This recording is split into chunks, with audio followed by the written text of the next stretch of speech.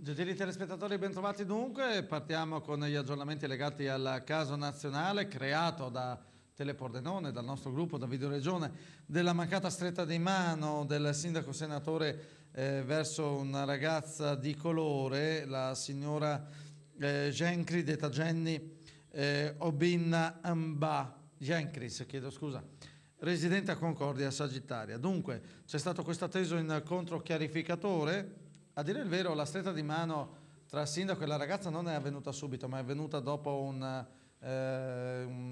definiamolo un chiarimento, ecco.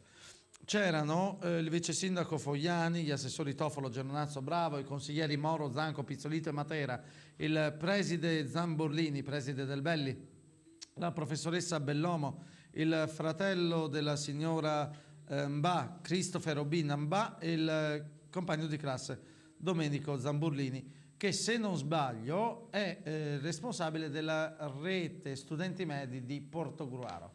Ecco le immagini dove c'è stato questo qui pro quo, definiamolo così.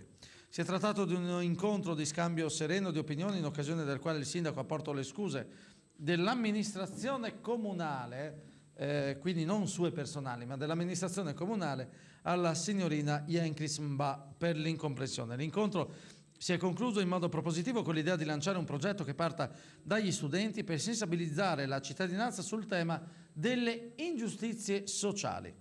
L'amministrazione comunale garantisce pieno supporto all'iniziativa.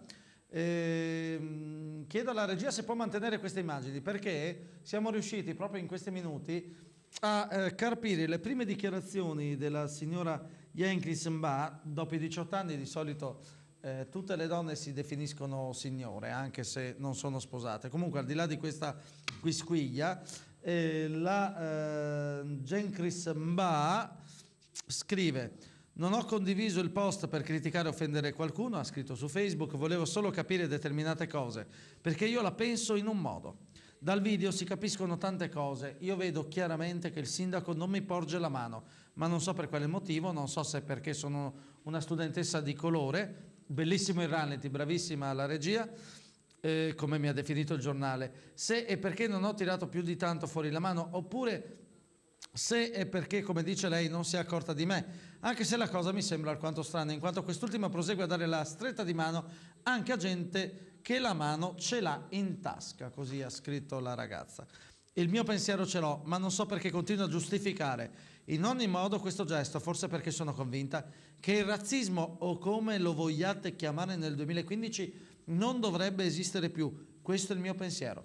Spero che questo gesto sia stato involontario, perché se non lo fosse avrò un occhio di riguardo verso di lei. E noi speriamo naturalmente che il chiarimento sia stato definitivo.